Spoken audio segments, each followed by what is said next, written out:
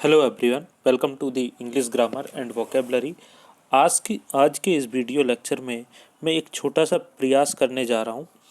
उम्मीद करता हूँ आपको ये चीज़ें समझ में आएंगी। मैं इस क्लास में आपको पढ़ा रहा हूँ प्रोनाउन के बारे में, और बहुत ही आराम से मैं आपको चीज़ों को पढ़ाऊँगा, समझाऊँगा। बहुत ही पेशेंस के साथ अगर आप चीज़ों को समझेंगे तो बड़ी आसान तरीके से आप इसको समझ पाएंगे। मैं ये प्रयास करता हूँ और देखता हूँ, आप भी एक प्रयास करिए, समझिए। अगर आपको पसंद आएगा तो मैं आपको चीज़ों को आगे पढ़ाऊँगा। प्रोनाउन क्या होता है पहले इसको समझिए। A word which replaces a noun to avoid its repetition. एक ऐसा शब्द जो नाउन को रिप्लेस करता है। नाउन को क्यों रिप्लेस करता है? ताकि नाउन बार बार रिपीट ना हो। तो प्रोनाउन एक ऐसा शब्द है इंग्लिश ग्रामर में जो नाउन के रिपीटेशन को अवॉइड करने के लिए प्रोनाउन का यूज़ हम करते हैं। नाउन क्या होते हैं? नाउन इंग्लिश में नेमिंग वर्ड होते हैं। Noun is the name of person, place और थिंग। तो किसी के नाम को बार बार रिपीट ना करना पड़े, इसलिए उसकी जगह प्रोनाउन का यूज़ करते हैं। मैं आपको सामने एग्जांपल रखता हूँ। मेरा दोस्त राम है। Ram is my friend, he is very intelligent. दूसरे सेंटेंस में मैंने बोला, पहले में बोला राम मेरा दोस्त है, राम इज़ माई फ्रेंड, और दूसरे में राम की जगह पर मैंने ही का यूज़ किया। तो यही ही जिसने राम को रिप्लेस किया है इंग्लिश ग्रामर में प्रोनाउन का काम करता है। उम्मीद करता हूँ समझ में आ गया होगा। प्रोनाउन की डेफिनेशन, छोटी सी डेफिनेशन है। क्या डेफिनेशन है? Pronoun is a word that replaces a noun to avoid its repetition.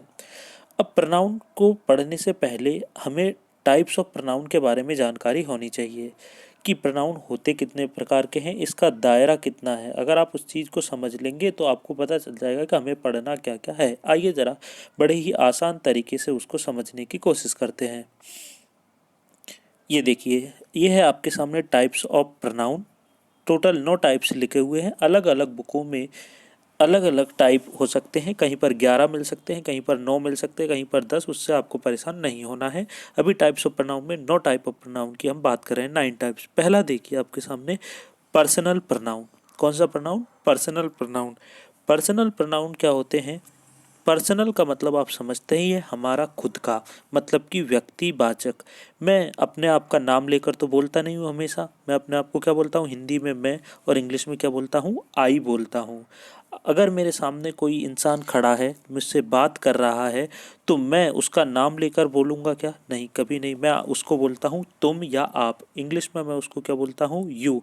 तो ऐसे प्रोनाउन जो खुद व्यक्तियों के खुद के होते हैं, उनके पर्सनल होते हैं, इसलिए उन्हें बोला व्यक्तिवाचक या फिर पर्सनल प्रोनाउन, है ना।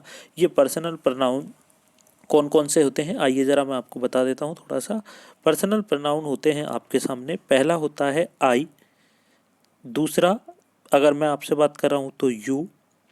आई का प्लूरल होता है वी। जैसे आई मैं अकेले के लिए यूज़ करता हूँ और एक से ज़्यादा लोग हो जाएं अगर मेरे साथ, तो मैं क्या बोलूँगा? हम।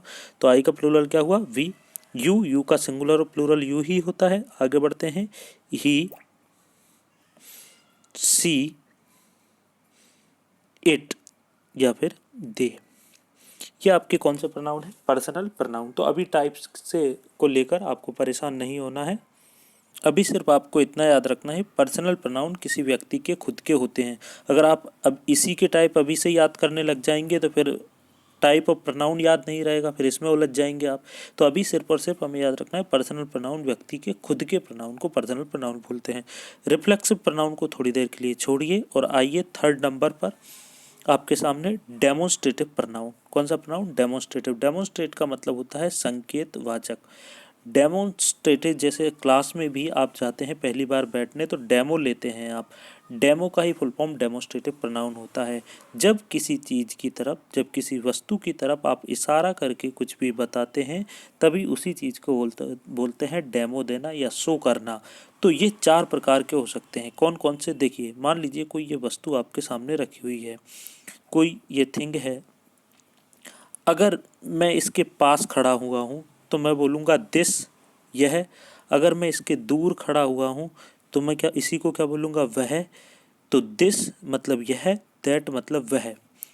अगर वस्तुएं एक से ज़्यादा हो जाएंगी और मैं इनके पास खड़ा हूँ तो मैं वस्तुओं को बोलूँगा यह। और अगर यही 2 वस्तुएं, इनके मैं दूर खड़ा हूँ तो मैं वस्तुओं को क्या बोलूँगा, वे वस्तुएं। मतलब समझ रहे हैं आप, एक वस्तु के लिए मैं यह बोलूँगा पास के लिए, तो दिस दैट दीज और दोज ये आपके कौन से प्रोनाउन होते हैं, डेमोन्स्ट्रेटिव प्रोनाउन। जब चीज़ों की तरफ आप संकेत करके बताने लगे, इशारा करके बताने लगे, उन्हीं को डेमोन्स्ट्रेटिव प्रोनाउन बोलते हैं।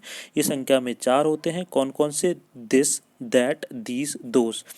दिस का प्लूरल दीज है, दिस मतलब यह है, दीज मतलब ये, दैट मतलब वह है, दोज मतलब वे। समझ पा रहे हैं। तो पास के लिए दिस और पास के लिए दीज, दैट दूर के लिए और इसी का प्लूरल दूर के सेंस में दोस। तो अभी आपने क्या कहा, डेमोन्स्ट्रेटिव प्रोनाउन संकेतवाचक सर्वनाम। अगला हमारे सामने, थोड़ी देर के लिए रिलेटिव प्रोनाउन को भी छोड़ दीजिए। अभी आपने सिर्फ 2 प्रोनाउन पढ़े हैं, कौन कौन से, पर्सनल प्रोनाउन और दूसरा है डेमोन्स्ट्रेटिव प्रोनाउन। आगे बढ़ते हैं। अगला है हमारे सामने डिस्ट्रीब्यूटिव प्रोनाउन। कौन से pronoun, distributive pronoun. Distributive pronoun मतलब विभाग सूचक सर्वनाम। विभाग सूचक से मतलब है ये चीज़ों को हमेशा डिस्ट्रीब्यूट कर देते हैं। कैसे कर देते हैं, डिस्ट्रीब्यूट कर देते हैं। चीज़ें डिस्ट्रीब्यूट कब होंगी, जब चीज़ें एक से ज़्यादा होंगी, तभी तो चीज़ें क्या होंगी, डिस्ट्रीब्यूट। तो डिस्ट्रीब्यूटिव प्रोनाउन ऐसे प्रोनाउन होते हैं जो हमेशा एक टाइम पर एक वस्तु की बात करते हैं या एक व्यक्ति की बात करते हैं। उनको कौन से प्रोनाउन बोलते हैं, डिस्ट्रीब्यूटिव प्रोनाउन। व्यक्ति या वस्तुएं है तो एक से ज़्यादा, लेकिन ये एक टाइम पर एक की बात करते हैं, इनको क्या बोलते हैं, डिस्ट्रीब्यूटिव प्रोनाउन। इसीलिए डिस्ट्रीब्यूटिव प्रोनाउन हमेशा सिंगुलर होते हैं। कैसे होते हैं, सिंगुलर। और इनके साथ लगने वाली वर्ब भी कैसी होती है, सिंगुलर वर्ब। अब कौन कौन से होते हैं डिस्ट्रीब्यूटिव प्रोनाउन देख लेते हैं। जैसे ईच, ईदर, एनीवन, नीदर और नन, ये आपके कौन से प्रोनाउन हैं, डिस्ट्रीब्यूटिव प्रोनाउन। डिस्ट्रीब्यूटिव प्रोनाउन हमेशा कैसे होते हैं, सिंगुलर। तो ईच, ईदर, नीदर, नन, ये आपके कौन से प्रोनाउन हुए, डिस्ट्रीब्यूटिव प्रोनाउन। याद रखें, मैंने बोला है ये हमेशा सिंगुलर होते हैं, बस इतना याद रखेंगे। आगे बढ़ते हैं। अगले हैं आपके सामने इनडेफिनाइट प्रोनाउन। कौन सा प्रोनाउन, इनडेफिनाइट मतलब कि अनिश्चित सर्वनाम। इनडेफिनाइट का मतलब क्या होता है, जो डेफिनाइट ना हो, जिसके बारे में आप कह नहीं सकते। जैसे मैंने बोला कि Ram is my friend, he is very intelligent. Ram मेरा दोस्त है, वह इंटेलिजेंट है। लेकिन मैंने बोला समबडी इज़ कॉलिंग मी। क्या बोला, समबडी इज़ कॉलिंग मी, कोई मुझे फ़ोन कर रहा है। अब ये समबडी कौन है, कुछ देर बाद मैंने पता लगाया, पता लगाने के बाद पता चला कि जो समबडी था वो राम था। कौन था वो, राम। बाद में पता चला ये राम था, तब ये नाउन हो जाएगा। लेकिन जब तक पता नहीं था तब तक ये मेरे लिए कौन सा प्रोनाउन था, that is called indefinite pronoun. तो ऐसे प्रोनाउन जिनके बारे में हमें पता ना हो कि वो कौन हो सकते हैं, इनडेफिनिट कहलाते हैं। जैसे कि for example one, somebody, nobody, anybody, someone, ये सारे क्या होते हैं, इनडेफिनिट प्रोनाउन होते हैं। समबडी, नोबडी, समवन, एनीबडी, ये सारे के सारे कौन से प्रोनाउन होते हैं, इनडेफिनिट प्रोनाउन। एक बात और याद रखेंगे, इनडेफिनिट प्रोनाउन भी हमेशा सिंगुलर होते हैं। कैसे होते हैं, सिंगुलर, कभी भी ये प्लूरल होते नहीं हैं। अगला है आपके सामने इंट्रोगेटिव प्रोनाउन। इंट्रोगेटिव प्रोनाउन मतलब प्रश्नवाचक, जिनसे क्वेश्चन बनते हैं। सारे WH वर्ड इंट्रोगेटिव प्रोनाउन की कैटेगरी में आते हैं। अगला है हमारे सामने एम्फेटिक प्रोनाउन। एम्फेटिक प्रोनाउन को भी थोड़ी देर के लिए छोड़ेंगे और आएंगे last one, that is called reciprocal pronoun. कौन से प्रोनाउन, रेसिप्रोकल। रेसिप्रोकल का मतलब है परस्पर। मान लीजिए 2 व्यक्ति आपस में खड़े हुए बात कर रहे हैं, इसने इसको चाटा मार दिया तो इसने उठा के इसको चाटा मार दिया, ये क्या हुआ, परस्पर लेन देन हो गया। That is called reciprocal pronoun. ये 2 प्रकार के होते हैं, एक होता है ईच अदर, दूसरा होता है वन अनदर। इनका यूज़ अलग अलग है, ईच अदर और वन अनदर का, उसको हम पढ़ेंगे। तो अभी तक हमने इन शॉर्ट जो ईजी तरीके में देखा, कौन कौन से प्रोनाउन को देखा। पहला आपने देखा था पर्सनल प्रोनाउन। पर्सनल प्रोनाउन क्या होते हैं, व्यक्ति के खुद के होते हैं, जैसे कि I, we, you, they, he, she, it, ये पर्सनल प्रोनाउन है। दूसरा आपने क्या देखा था, अब आपने देखा था डेमोन्स्ट्रेटिव प्रोनाउन। डेमोन्स्ट्रेटिव प्रोनाउन कौन से थे, जो किसी चीज़ को संकेत सूचक, संकेत इशारा करके बताते थे, डेमोन्स्ट्रेटिव। तो डेमोन्स्ट्रेटिव, आप डेमोन्स्ट्रेट किसी चीज़ को इशारा तभी कर सकते हैं जब वो आपके पास हो या आपसे दूर हो। पास होगी तो दिस, दूर होगी तो दैट। पास एक से ज़्यादा वस्तु होगी तो दिस का प्लूरल दीज हो जाएगा और दैट का प्लूरल दोज हो जाएगा, ये डेमोन्स्ट्रेटिव। अगला था हमारा डी से ही, that is called distributive pronoun. आपने कहा था डिस्ट्रीब्यूटिव प्रोनाउन वो प्रोनाउन है जो चीज़ों को बांट देते हैं, एक समय पर एक की बात करेंगे। लेकिन कौन से थे वो, ईच, ईदर, नीदर, ये डिस्ट्रीब्यूटिव प्रोनाउन है। इसके अलावा आपने दूसरे प्रोनाउन और कौन से देखे थे? हमने देखा था इंट्रोगेटिव प्रोनाउन, सारे WH वर्ड, इंडेफिनाइट प्रोनाउन जिनके बारे में कहना मुश्किल है, समबडी, नोबडी, समवन, ये आपके। अब मैंने कुछ प्रोनाउन आपको छुड़वाए थे, उनके बारे में देखेंगे। एक था आपका रिफ्लेक्सिव प्रोनाउन और दूसरा था एम्पैथेटिक प्रोनाउन। रिफ्लेक्सिव और एम्पैथेटिक। रिफ्लेक्सिव प्रोनाउन क्या होते हैं, आइए ज़रा पहले समझ लेते हैं।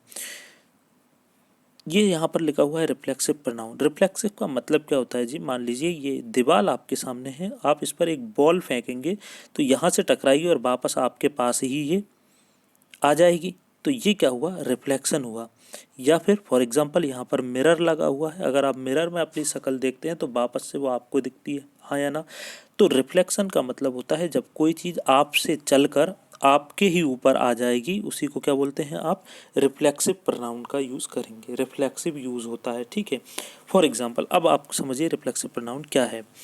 जैसे पर्सनल प्रोनाउन व्यक्तिवाचक होते हैं, वैसे रिफ्लेक्सिव प्रोनाउन निजवाचक होते हैं। तो जब कोई इंसान किसी काम को करता है और उस काम का इफेक्ट उसी के ऊपर आकर पड़ने लगता है, तब रिफ्लेक्सिव प्रोनाउन का उपयोग करने लगते हैं। फॉर एग्जांपल मैंने बोला कि teach I teach my self. I teach my self, मैं किसको पढ़ाता हूँ? आपने कहा आप खुद को ही पढ़ाते हैं। तो ये जो माई सेल्फ का मैंने यूज़ किया, इसको बोलते हैं रिफ्लेक्सिव प्रोनाउन। कौन से प्रोनाउन? Reflexive pronoun. तो myself, yourself, himself, herself, इन सभी को कौन सा प्रोनाउन बोलते हैं? रिफ्लेक्सिव प्रोनाउन बोलते हैं। इनसे क्या एरर बन सकती है? जैसे मैंने बोल दिया आई टीच और माई सेल्फ की जगह मैंने लिख दिया her self, I teach her self. तो क्या ये सही हो सकता है? नहीं, क्योंकि रिफ्लेक्सिव प्रोनाउन आई का रिफ्लेक्सिव प्रोनाउन माई सेल्फ होना चाहिए था। मैं काम कर रहा हूँ तो इफेक्ट किसके ऊपर पड़ेगा? मेरे ऊपर। तो आई टीच माई सेल्फ हो सकता है, ना कि हर सेल्फ हो सकता है, क्योंकि ये क्या होगा? गलत हो जाएगा, ऑब्जेक्टिव केस में इसका यूज़ नहीं हो सकता। तो आप समझ गए होंगे कि रिफ्लेक्सिव प्रोनाउन से क्या एरर बन सकती है। जो यहाँ पर लिखा है उसी का रिफ्लेक्सिव यूज़ यहाँ पर होगा। तो मैंने इन शॉर्ट बताया, आई का माई सेल्फ, सी का हर सेल्फ, इस प्रकार। अभी मैंने डिटेल में इनके टाइप्स को डिस्कस नहीं किया है, सिर्फ आपको समझाया। रिफ्लेक्सिव के बाद आप आएंगे एम्फेटिक प्रोनाउन पर। एम्फेटिक का मतलब क्या है? दृढ़तावाचक या स्वयं का, खुद का प्रोनाउन। अब ये जो हमने ऊपर देखे थे, आई का माई सेल्फ, ही का हिम सेल्फ, यू का योर सेल्फ, दे का देम सेल्फ, तो आपने देखा कि ये ही शब्द वापस से यहाँ पर भी यूज़ किए हैं। तो एम्फेटिक और रिफ्लेक्सिव में क्या डिफरेंस है? एम्फेटिक दृढ़ता की बात करता है, जोर देकर बात करता है। इसका मतलब है, जैसे मैंने बोला कि मैं चाय पीने का बहुत शौकीन हूँ, I am fond of taking tea.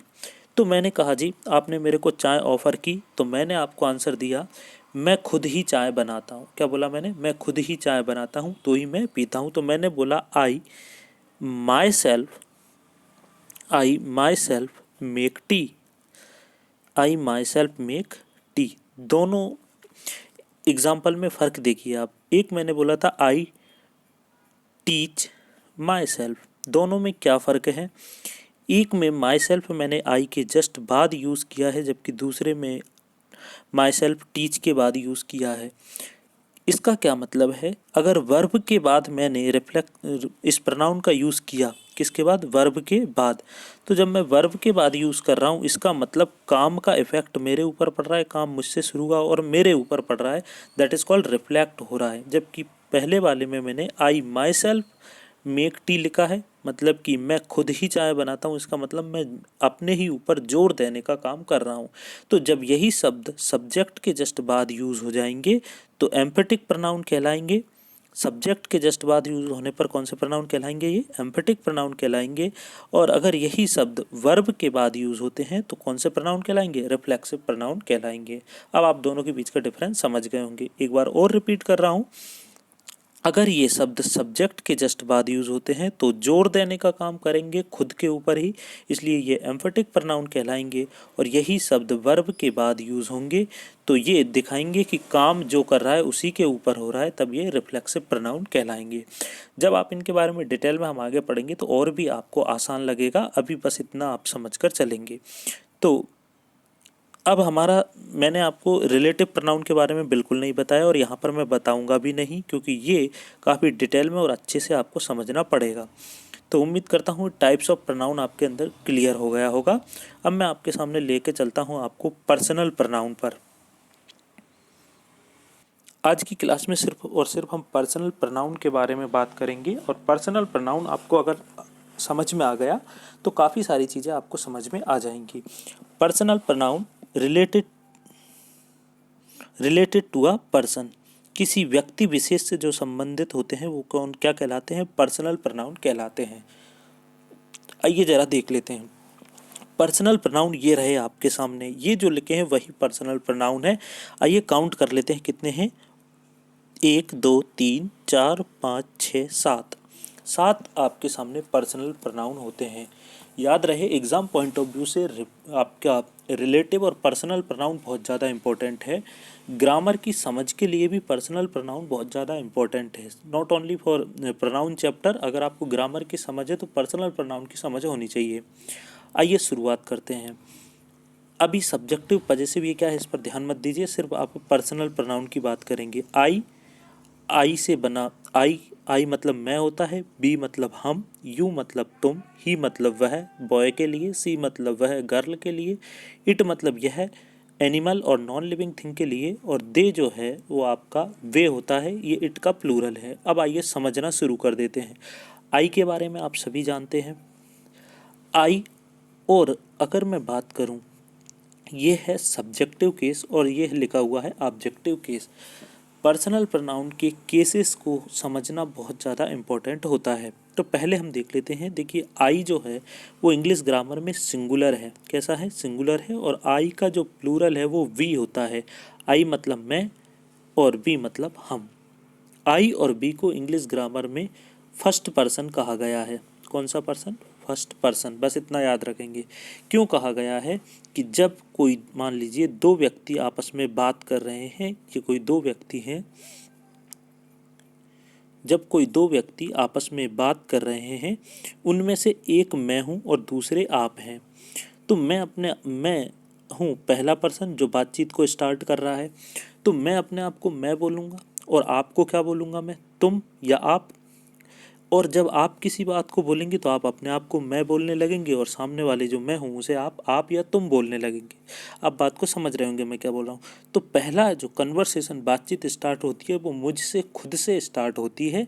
इसलिए मैं जो हूँ इंग्लिश ग्रामर में वो फर्स्ट पर्सन हूँ। कौन सा पर्सन हूँ मैं? फर्स्ट पर्सन हूँ। इस प्रकार आई जो है वो फर्स्ट पर्सन हुआ, और आप मुझे सुनने वाले हैं, इसलिए मेरे लिए आप जो है वो सेकंड पर्सन है। कौन से पर्सन है? सेकंड पर्सन है। इसलिए इंग्लिश ग्रामर में यू हमेशा सेकंड पर्सन होता है, क्योंकि आपकी इंग्लिश क्या होती है? यू होती है। समझ गए आप मेरी बात को? कि आई जो है फर्स्ट पर्सन क्यों है? क्योंकि बातचीत मुझसे शुरू होती है, और बातचीत मैं सामने वाले से करता हूँ जिसको तुम या आप बोलता हूँ, और वो मेरे लिए लिसनर है, मेरा सेकंड पर्सन है। अब यहाँ से आप एकदम कंफर्म हो जाएंगे कि यू हमेशा सेकंड पर्सन होता है, और आई कौन सा पर्सन होता है? फर्स्ट पर्सन होता है। अगर मेरे साथ एक और मेरा भाई खड़ा है, और हम दोनों आपसे बात कर रहे हैं, तो मैं जो बोलने वाला हूँ वो मैं और मेरे भाई को क्या बोलूँगा? हम बोलेंगे। मतलब कि आई से हम दो इंसान हो गए और दोनों मिलकर प्लूरल बनाते हैं। इसका मतलब आई का जो प्लूरल है वो बी है। क्या है? वी। तो आई और वी दोनों के दोनों ही इस कंडीशन में फर्स्ट पर्सन हो जाते हैं। लेकिन आप जब हमसे बात करेंगे तो मुझ अकेले को भी आप यू बोलेंगे, और हम दोनों को कंबाइंड फॉर्म में भी क्या बोलेंगे? यू बोलेंगे। इसका मतलब ये हुआ कि यू का सिंगुलर भी यू होता है और प्लूरल भी यू होता है। इसका मतलब यू दोनों ही केस में सेकंड पर्सन ही रहेगा, लेकिन आई फर्स्ट पर्सन है और इसका प्लूरल वी भी फर्स्ट पर्सन है। इतनी बात आपको समझ में आ गई होगी। आगे बढ़ते हैं। अब जो ये दो लोग बातचीत कर रहे थे,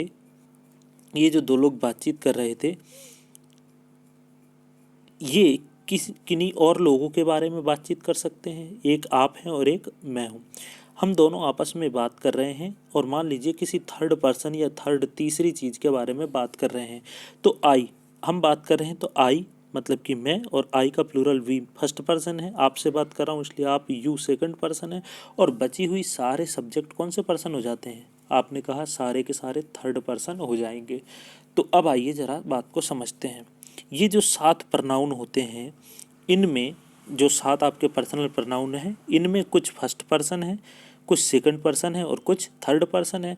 तो आई और वी कौन से पर्सन हुए? फर्स्ट पर्सन हुए। यू कौन सा पर्सन हुआ? सेकंड पर्सन हुआ। बचे ही, सी, इट एंड दे, ये चारों के चारों आपके कौन से पर्सन है? थर्ड पर्सन हो जाएंगे। उम्मीद करता हूँ सारी बात आपको समझ में आ गई होगी। फिर से रिपीट करता हूँ, आई फर्स्ट पर्सन हुआ, बी भी फर्स्ट पर्सन हुआ, यू सेकंड पर्सन हुआ और ही, सी, इट, दे, क्योंकि ये बातचीत में भाग लेने वाले नहीं हैं। बातचीत में भाग आप और मैं ही लेते हैं। फॉर एग्जाम्पल, आपने कहा ऐसा क्यों आप और मैं ही लेते हैं, वो लोग बातचीत में भाग नहीं लेते क्या, पार्टिसिपेट नहीं करते? जी करते हैं। जब ये लोग बातचीत में पार्टिसिपेट करने लगेंगे तो वो अपने आप को क्या बोलेंगे? बोलने वाला अपने आप को मैं बोलेगा और सुनने वालों को क्या बोलेगा? तुम बोलेगा। उनके लिए फिर हम जो हैं वो थर्ड पर्सन हो जाएंगे, वो हमें ही, सी, इट, नेम बोलने लगेंगे। तो इसीलिए हमेशा ही, she, it, name third person ही तो होंगे, और आई और वी फर्स्ट पर्सन, यू सुनने वाला होगा। चाहे बात कोई भी करे, जब भी दो लोग बात करेंगे सामने वाले को वो यू ही बोलेगा। इस कंडीशन में वो सेकंड पर्सन ही बनेगा। तो उम्मीद करता हूँ ये बात आपको समझ में आ गई होगी। आगे बढ़ते हैं। अगर ऑब्जेक्टिव केस की बात करें, ऑब्जेक्टिव केस क्या होते हैं इसको पहले समझ लेते हैं। अगर मैं आपके सामने सेंटेंस लिखता हूँ, I teach you, I teach you, तो आप देखेंगे आई सेंटेंस का यहाँ पर सब्जेक्ट है, टीच वर्ब है और यू जो है वो सेंटेंस का क्या है? ऑब्जेक्ट है। यू क्या है? ऑब्जेक्ट है। तो आई सेंटेंस का सब्जेक्ट, टीच वर्ब और यू क्या है? ऑब्जेक्ट। अब मैं इसी को उल्टा करता हूँ और यहाँ पर लिखता हूँ you teach me, you teach me. आप देख पा रहे हैं कि सेंटेंस मैंने यू बनाया तो यू उठकर यहाँ चला गया, टीच और आई क्या बन गया? यहाँ पर मी बन गया। क्यों? क्योंकि यहाँ पर यू सेंटेंस का सब्जेक्ट है, यहाँ पर यू सेंटेंस का सब्जेक्ट है, टीच वर्ब है और मी क्या है? ऑब्जेक्ट है। तो आप देख पा रहे हैं कि जब आई को मैं पीछे ऑब्जेक्ट की जगह पर ले गया तो इसकी स्पेलिंग में एक चेंज देखने को मिल रहा है। तो डेफिनेशन कुछ इस प्रकार बनी कि जब पर्सनल प्रनाउन को ऑब्जेक्ट की तरह यूज़ करते हैं तो इनकी स्पेलिंग में एक चेंज देखने को मिलता है। इनकी स्पेलिंग में एक क्या देखने को मिलता है? चेंज। उस चेंज को ही ऑब्जेक्टिव केस बोलते हैं। इसका मतलब ये हुआ कि जब भी आप पर्सनल प्रोनाउन को सब्जेक्ट की जगह यूज़ करेंगे तो अलग स्पेलिंग में यूज़ करेंगे और ऑब्जेक्ट की जगह यूज़ करेंगे तो अलग स्पेलिंग में यूज़ करेंगे। बहुत डिफ़िकल्ट चीज़ नहीं है, उलझना नहीं है, ये बचपन से आपको आती है। आई का ऑब्जेक्टिव केस क्या हो जाएगा? मी हो जाएगा। आई का ऑब्जेक्टिव केस क्या होगा? मी हो जाएगा। बी का ऑब्जेक्टिव केस अस हो जाएगा, यू का यू ही रहेगा, ही का हिम, सी का हर, इट का इट और दे का देम। यहाँ तक कोई प्रॉब्लम आपको नहीं होगी। ये ऑब्जेक्टिव केस हैं। अब है आपके सामने तीसरा और important case, that is called possessive case. कौन सा केस? Possessive case. अब ये पजेसिव केस क्या होते हैं आइए ज़रा समझते हैं पहले।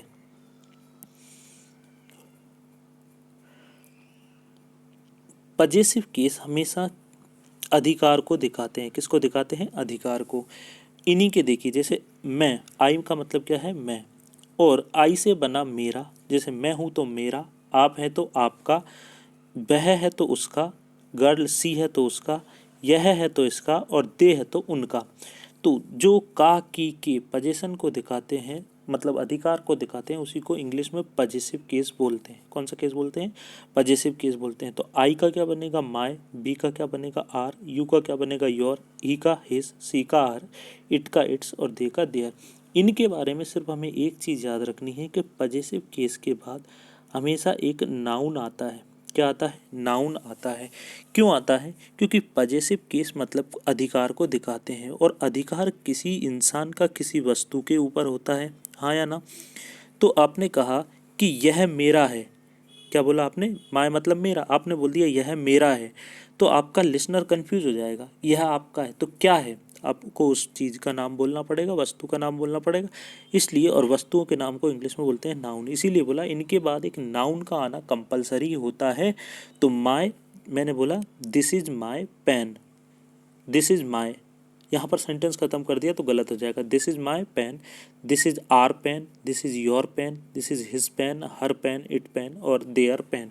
इस बात को याद रखेंगे क्योंकि ये बात एक बार और पढ़ने में आएगी और इससे बहुत सारी एरर बनती है एग्जाम में। पजेसिव केस के बाद, पजेसिव एडजेक्टिव के बाद हमेशा क्या आएगा? कंपलसरी नाउन आएगा। ये चीज़ बाद में और हमें यूज़ होगी। आइए ज़रा आगे बढ़ते हैं। तो अभी हमने देखा सब्जेक्टिव केस सेंटेंस के सब्जेक्ट बन सकते हैं, ऑब्जेक्टिव केस सेंटेंस के ऑब्जेक्ट बन सकते हैं। सेंटेंस के सब्जेक्ट से मतलब ये वर्ब के पहले आएगी स्पेलिंग और ये स्पेलिंग वर्ब के बाद आएगी।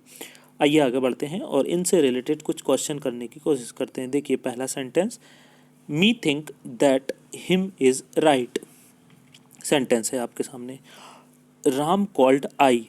तो पहला सेंटेंस आप देख पा रहे हैं कि अगर मैं बेसिक सी बात करूं जो अभी हमने सीखी थी कि मी जो है सर वो ऑब्जेक्टिव केस है। कौन सा केस है? Objective case. और ऑब्जेक्टिव केस हमेशा वर्ब के बाद आते हैं। तो यहाँ पर आई थिंक होगा या मी थिंक होगा? आपने कहा मी की जगह पर क्या होगा? I think that him is right. अब ये इज़ क्या है? यहाँ पर हेल्पिंग वर्ब है। तो इज़ के पहले कौन सा केस आएगा? सब्जेक्टिव या ऑब्जेक्टिव? आपने कहा सब्जेक्टिव, तो हिम नहीं होगा, क्या होगा? He is right. बड़ी आसान सी बात, बहुत बेसिक सी बात है। ये चीज़ें एग्जाम में नहीं पूछी जाती, हमें बस basic. Ram called I, Ram ने मुझे फ़ोन किया, तो राम कॉल्ड आई नहीं हो सकता क्योंकि आई तो कौन सा केस है? सब्जेक्टिव केस है। Ram called me. ये तो बेसिक सी बात है। आपकी दैनिक जीवन में अगर आप वैसे भी मैं आपसे पूछूं तो आप इसको गलत नहीं करेंगे, लेकिन अगर सोच के देखें तो आपको लग रहा होगा कि हाँ ये कॉन्सेप्ट है। आगे बढ़ते हैं। देखिए फैक्ट नंबर फर्स्ट, अब समझने की चीज़ों को कोशिश करिए। वर्ब के पहले हमेशा कौन सा केस आएगा? Subjective case. और वर्ब के बाद हमेशा कौन सा केस आएगा? Objective case. सब्जेक्टिव केस से मतलब है I, we, you, he, she, it, they. इसी ऑर्डर में आप याद करेंगे। मैंने कहाँ से बोला है? इस ऑर्डर को यूज़ किया है। Subjective case I, we, you, he, she, it, they subjective case है। इन्हीं के ऑब्जेक्टिव केस आई का मी, बी का अस, यू का यू, ही का हिम, सी का हर, इट का इट और दे का देम। आओ जरा अब समझते हैं बातों को। पहली चीज़ क्या है? इंग्लिश ग्रामर में हमेशा प्रपोजिशन के बाद प्रोनाउन का ऑब्जेक्टिव केस यूज़ किया जाता है। बहुत इंपॉर्टेंट चीज़ है, एग्जाम में यहाँ से क्वेश्चन बनते हैं। अभी हमने कुछ भी नहीं पढ़ा, सिर्फ पर्सनल प्रोनाउन की बात कर रहे हैं और हमने एक छोटी सी बात की है कि प्रपोजिशन के बाद प्रोनाउन का कौन सा केस आता है? ऑब्जेक्टिव केस आता है, कभी भी सब्जेक्टिव केस आता नहीं है। आइए समझने की कोशिश करते हैं। पहला question, to I the question is easy. मेरे लिए प्रश्न आसान है। आपने देखा टू एक प्रपोजिशन है। अब आपके दिमाग में आ रहा होगा कि मुझे तो पता ही नहीं है कि टू एक प्रपोजिशन है, तो मैं क्या करूँगा? ये बहुत बेसिक सी बात है, सबको इतना पता होता है। अगर आपको इतना भी नहीं पता तो फिर दिक्कत वाली बात है। और दूसरी बात, ये धीरे धीरे हमें पता चलने लग जाएगा। कोई बात नहीं, अगर आपको नहीं पता तो अभी पता चल गया कि टू एक प्रपोजिशन है, अभी से याद रखेंगे। तो टू के बाद आई, आप गलती क्या कर सकते हैं? आपने के हिसाब से ये सेंटेंस में सब्जेक्ट सबसे पहले ही आता है, तो आई को आप सही करने की कोशिश करेंगे नहीं, तो क्या हो जाएगा? To me the question is easy. आगे बढ़ते हैं। With see the team is fine. हमने देखा विद एक प्रपोजिशन है, इसके बाद सी नहीं आ सकता क्योंकि सी सब्जेक्टिव केस है। यहाँ पर क्या हो जाएगा? हर। तो with her the team is fine. आगे बढ़े। बिटवीन एक प्रपोजिशन है, तो आप खुद बताएंगे। बिटवीन के बाद सी नहीं आ सकता, सी का कौन सा case? Objective case. Between her and me there is no conflict. Raj distributed the mangoes between C and I. तो आपने कहा बिटवीन एक प्रपोजिशन है, सी की जगह पर होगा हर और आई की जगह पर क्या होगा? मी होगा। तो बहुत बेसिक सी बात कि प्रपोजिशन के बाद कौन सा केस आता है? Objective case. अब किसी को दिक्कत है, मुझे नहीं पता प्रपोजिशन, तो एक दो प्रपोजिशन देखिए। टू एक प्रपोजिशन है, अभी हमने देखा बिटवीन एक प्रपोजिशन है, विद एक प्रपोजिशन है, अलोंग विद एक प्रपोजिशन है, टुगेदर विद एक प्रपोजिशन है। अगर आपको कोई चीज़ नहीं पता तो आपको सीखनी पड़ेगी वो चीज़, ना कि आप उस चीज़ को इग्नोर कर सकते हैं। तो टुगेदर विद, ये सारी की सारी क्या है? प्रपोजिशन है। अभी इतना याद रखेंगे। आगे बढ़ते हैं हम। तो अभी हमने देखा प्रपोजिशन के बाद कौन सा केस आएगा? ऑब्जेक्टिव केस का यूज़ होगा। ऑब्जेक्टिव केस कौन से होते हैं? मैं थोड़ी देर पहले आपको बता चुका हूँ, वहीं से आपको याद कर लेना है। अब देखिए, अगली बात जो कि इम्पोर्टेंट है, एग्ज़ाम में पूछी जाती है, बहुत ही अच्छी चीज़ है ये। अगर दो सब्जेक्ट, सब्जेक्ट 1 एंड सब्जेक्ट 2, और इन दोनों के बीच अगर कोई प्रपोजिशन आ जाती है, मतलब कि अगर दो सब्जेक्ट प्रपोजिशन से जुड़ जाते हैं, तो आने वाली जो वर्ब है आपकी, जो आगे हेल्पिंग वर्ब या मेन वर्ब लगेगी, वो हमेशा सब्जेक्ट फर्स्ट के अकॉर्डिंग लगेगी। जैसा पहला सब्जेक्ट होगा वैसी वर्ब लगेगी। क्यों ऐसा क्यों होता है? रीज़न हमारे पास बना बनाया है। कैसा है कि ऑब्जेक्टिव के बाद, प्रपोजिशन के बाद जो दूसरा सब्जेक्ट आएगा, आपको खुद पता है वो कौन से केस में आएगा, ऑब्जेक्टिव केस में आएगा। अगर ये ऑब्जेक्टिव केस है तो आपको याद आ गया होगा कि जैसे आई सेंटेंस का सब्जेक्ट है तो इसका ऑब्जेक्टिव केस क्या है, मी है। और ऑब्जेक्टिव केस कभी भी सेंटेंस के सब्जेक्ट नहीं बन सकते, इसलिए दूसरा जो सब्जेक्ट है वो कभी भी रियल सब्जेक्ट सेंटेंस का नहीं हो सकता। इसलिए रियल सब्जेक्ट क्या बच गया सेंटेंस का, पहला वाला सब्जेक्ट, क्योंकि दूसरा वाला तो ऑब्जेक्टिव केस में है, और ऑब्जेक्टिव केस में होने की वजह से वो क्या बन गया, ऑब्जेक्ट बन गया। इसलिए वर्ब पहले सब्जेक्ट के अकॉर्डिंग लगती है। तो ये बहुत आसान चीज़, आसानी से आपको ये चीज़ समझ में आ गई होगी।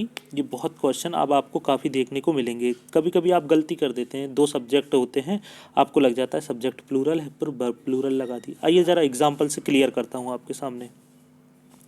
पहला सेंटेंस देखिए, he like I am an engineer. ये आप ब्लू इंक में देखेंगे, he like I am an engineer. अगर आपके सामने एग्जाम में ये आ जाता कि ही लाइक आई, और आई के साथ आपने लगा देखा एम एन इंजीनियर, आई के साथ एम, आप इसको सही कर देते। लेकिन देखिए, लाइक एक क्या हुई, प्रपोजिशन हुई। थोड़ी देर पहले मैंने बोला था किसी के दिमाग में आएगा कि मुझे नहीं पता प्रपोजिशन है, तो यहीं से सीख लो। लाइक एक क्या इंग्लिश ग्रामर में, प्रपोजिशन है। तो आपने कहा ही एक सेंटेंस का सब्जेक्ट, बीच में किससे जुड़ गया, लाइक से, और दूसरा सब्जेक्ट आया आई।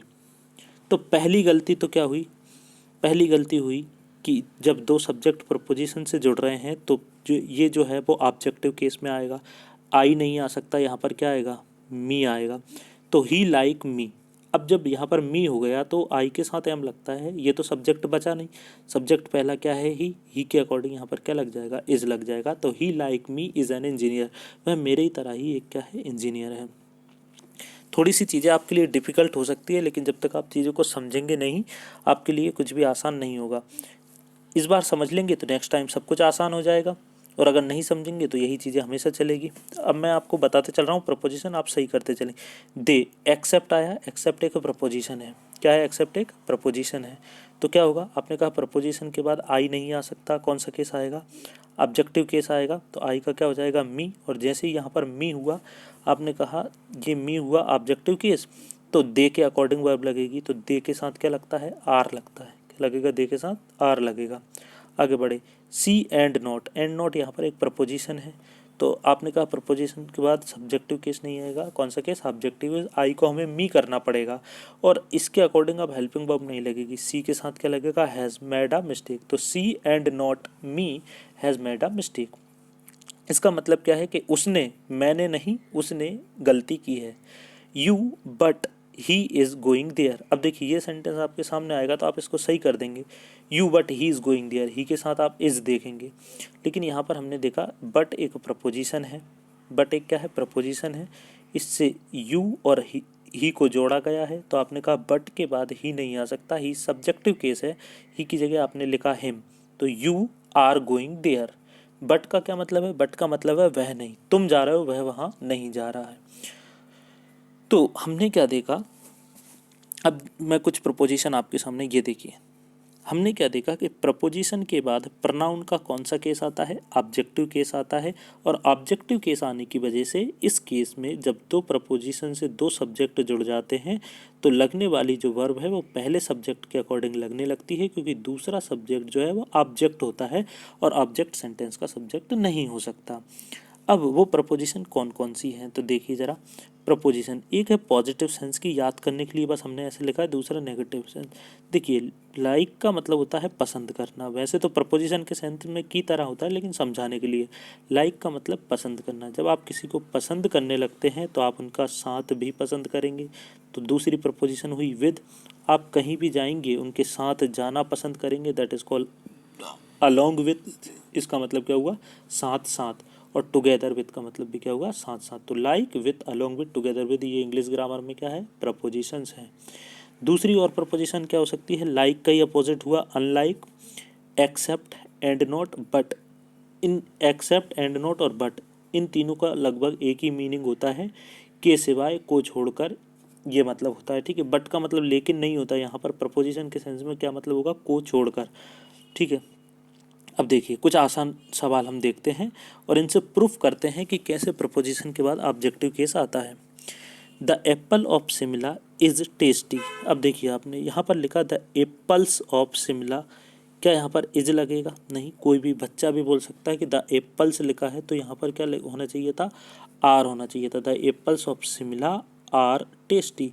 तो ये आपने आर कैसे बोल दिया, आपने कहा एप्पल्स को देखते हुए, नहीं। अगर मैं बात करूं तो ऑफ यहाँ पर एक प्रपोजिशन थी, इससे ऑफ से जुड़ा हुआ है एप्पल्स, और शिमला आपने कहा शिमला तो ऑब्जेक्टिव केस है, तो यहाँ पर जो वर्ब लगेगी वो एप्पल्स को देखते हुए लगेगी। ये तो आसान सवाल था, तो आपने एप्पल्स ऑफ शिमला देख के बोल दिया। इसी प्रकार डिफ़िकल्ट क्वेश्चन जैसे कि द प्रिंसिपल विद देम, अब क्या लगेगा, हैव लगेगा या हैज़ लगेगा। तो आप देख पा रहे हैं यहाँ पर एक प्रिंसिपल है, एग्जाम में जब आप देखेंगे तो आपको लगेगा एक प्रिंसिपल विद देम, ये भी बहुत सारे लोग हैं, तो क्या ये प्लूरल हो जाएगा, जी नहीं, बिल्कुल नहीं। विद इंग्लिश ग्रामर में क्या है, एक प्रपोजिशन है, इससे कौन कौन से सब्जेक्ट जुड़े हैं, द प्रिंसिपल और दे तो होगा नहीं, दे सब्जेक्टिव केस है, दे का देम। तो आपने कहा प्रिंसिपल को देखते हुए वर्ब को लगाइए, तो यहाँ पर क्या लग जाएगा, हैज़ लग जाएगा। आगे बढ़िए, इसको मैं छोड़ता हूँ, आपके लिए डिफ़िकल्ट हो सकता है, अभी आसान बात कर रहा हूँ मैं आपके लिए। अगला देखिए, he wanted my books, he wanted me my books, ये पजेसिव केस है, पजेसिव केस का क्वेश्चन है। अभी इतना ही मैं आपके सामने रखता हूँ, थोड़ी सी बात हमने की है, आप अभी इतना याद रखेंगे कि सब्जेक्ट वन प्लस बीच में प्रपोजिशन और सब्जेक्ट टू आ जाने पर लगने वाली जो वर्ब है वो सब्जेक्ट वन के ऊपर डिपेंड करेगी। तो उम्मीद करता हूँ ये सारी बात आपको समझ में आ गई होगी, और लेक्चर थोड़ा सा आपके लिए डिफ़िकल्ट हो सकता है क्योंकि ये नई बात हो सकती है आपके लिए। मिलते हैं नेक्स्ट लेक्चर में इसी सीरीज़ के। Thank you so much. आगे से आपको बातें आसान लगने लगेगी जब थोड़ा सा आपका कंटेंट ये कवर होगा। तो तैयारी करिए इसी उत्साह उमंग के साथ। Thank you.